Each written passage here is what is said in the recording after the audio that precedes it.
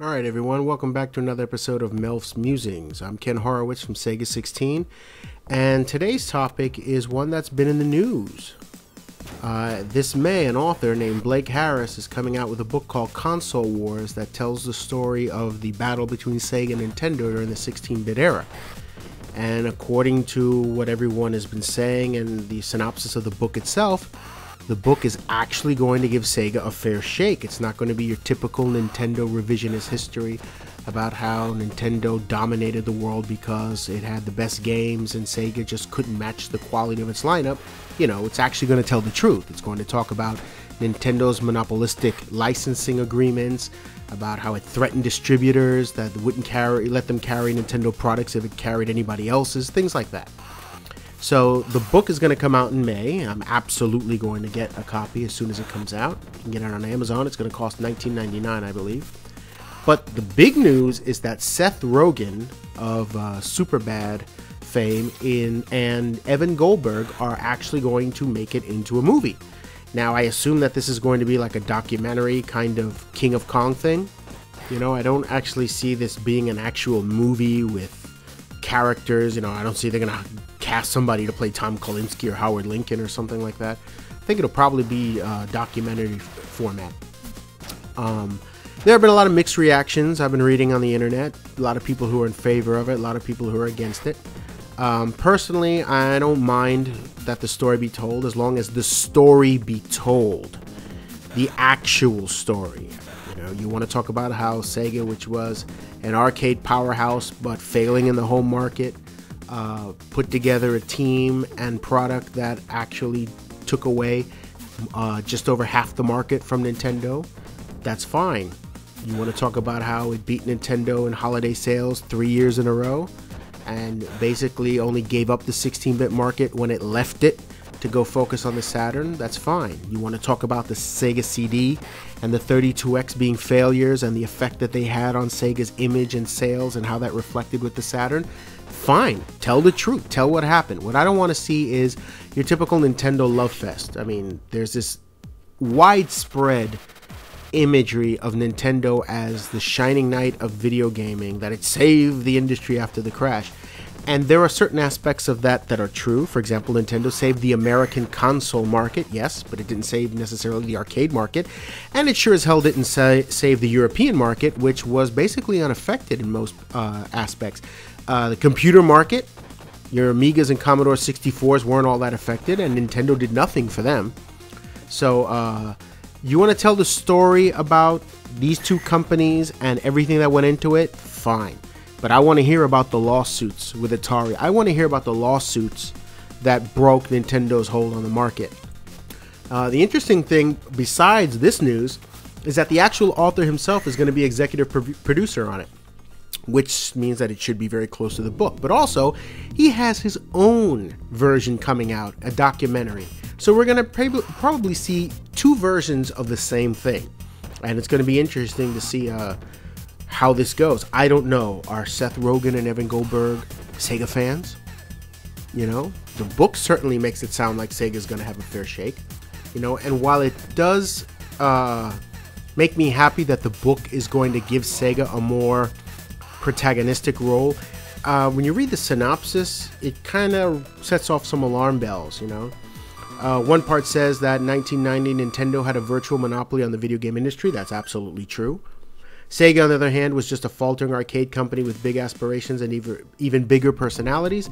But that would all change with the arrival of Tom Kalinske, a man who knew nothing about video games. That's true. He came from Mattel. They used to call him Sega's Ken doll, because he worked with Barbie and Hot Wheels and had no knowledge of video games. But he knew nothing about video games and everything about fighting uphill battles. That's true. His unconventional tactics, combined with the blood, sweat, and bold ideas of his renegade employees, transformed Sega and eventually led to a ruthless David and Goliath showdown with rival Nintendo. So far, so good.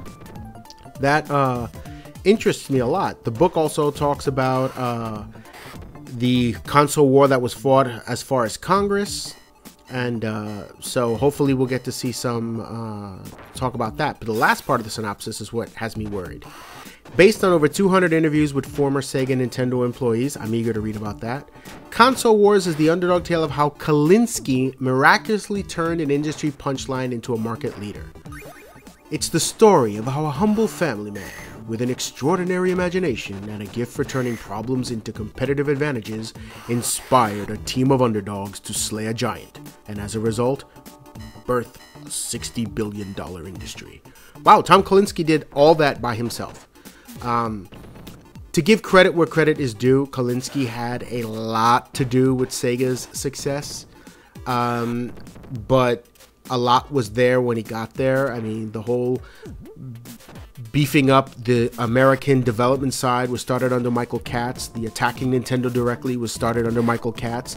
And Kalinske had the extraordinary good fortune of arriving at the company right when Sonic the Hedgehog launched. I've always wondered what would have happened if Michael Katz had managed to stay at Sega 6 more months, right after Sonic launched. He might not have been fired. I don't know if he would have stayed on much longer and Sega would have had the same legacy, the same history that it had that we know of, because we don't know if he would have packaged Sonic the Hedgehog with the hardware, which really pushed hardware greatly. We don't know that, but I've always wondered that. What would have happened if Katz had survived at Sega long enough to see Sonic the Hedgehog launch? I betcha he wouldn't have been fired. And like I said, not to take anything away from Kalinske, you know, it was his idea to package Sonic with the hardware, his idea to really take on Nintendo with the Sonic Scream and getting that campaign going, beefing up the American side of development, Sega Sports, the Alpha Omega groups, you know, the multimedia studio. So what I'm saying is that I'm skeptical. I'm really interested. I have to say I'm really interested. Who wouldn't be? But I'm kind of skeptical because there are two possible ways that this can be biased. It can either be very pro Nintendo and make Sega look like a failed competitor. And it wasn't a failed competitor, because to say that Sega failed against Nintendo is not true. Sega had one failed console, really, you know, during its competition years with Nintendo, and that was a Sega Master System. That the Sega CD and the 32X were last-ditch attempts to extend the life of the Genesis. No, they absolutely were not. I mean, then you're saying that the Sega CD, which arrived in 1992, the Genesis was already dying only a year after the Super Nintendo was released. The 1992 was the year that Sega took off, that the Genesis actually took off. And in 1992, the holiday season, Sega actually outsold Nintendo, and it did in 93 and 94. The 32X was not a last-ditch attempt to keep the Genesis alive. It was a stopgap measure to bridge the 16 and 32-bit eras, and to also give developers a chance to work with 32-bit processors before they went to the Saturn. Were they successful? No, they were not. That's undisputable. You know, but to say that Sega failed because it couldn't compete with Nintendo's lineup, Sega only had one failed console during that competition. That was the Sega Master System. The Saturn failed in competition against the Sony PlayStation, not against Nintendo, against Sony. So it could either be very biased to make it look like Sega that was this failed competitor that just was another notch on Nintendo's belt of victims, or it could be skewed in the opposite direction and make it look like Sega under Tom Kalinske just, you know, Tom Kalinske came in and waved his magic wand and made Sega what it was until 1996, you know, and made it the super company that took away more than half the market from Nintendo. And I look at it that way, you know, that Sega was overall successful as a hardware developer, perhaps not, but it was successful in breaking the hold Nintendo had on the market from, what, 1986 to 1991 practically. I mean, if it hadn't been for the lawsuit and Atari and Sega getting that grip broken, we might never have seen a PlayStation. So yeah, I just hope that it's not skewed either way. But, so the book is called Console Wars by Blake J. Harris, Sega and Nintendo in the Battle That Defined a Generation. It'll be out in May 1988 on Amazon. The movie is supposedly going to be coming out after that. So I look forward to reading the book, and I'll be back with another episode reviewing that book as soon as it comes out. So until then, take care, and be sure to like the video, thumbs it up, Subscribe if you haven't, and head over to Sega 16 and check out our reviews, features, and interviews. And pretty soon, in the next couple of weeks, we're going to have a behind the design looking at the making of Disney's Aladdin.